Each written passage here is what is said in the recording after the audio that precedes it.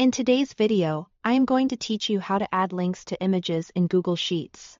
By the end, you'll know a simple way to make any image behave like a clickable button that takes your viewers straight to a web page or resource. All from within your spreadsheet. First, start by placing your destination URL in the exact cell where you want the click to happen. Just click the cell and type or paste the full web address, including the HTTP or HTTPS.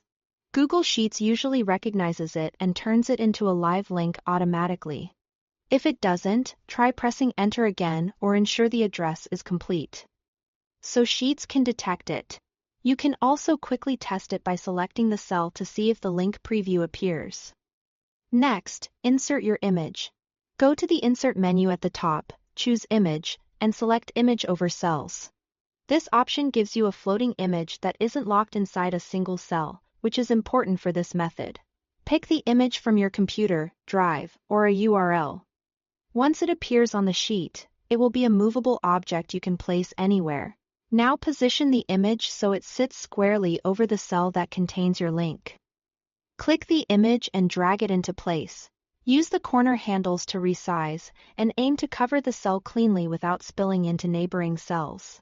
If you need precision, zoom in temporarily so you can align the edges neatly. Keeping the image neatly contained helps avoid accidental clicks on the wrong area.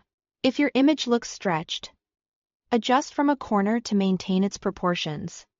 Here is how the click works. The image is on top, but the link still lives in the cell underneath. When someone hovers over or clicks near the image's area, especially right over the cell, you'll see the link preview from the underlying cell, and clicking that prompt will take you to the destination.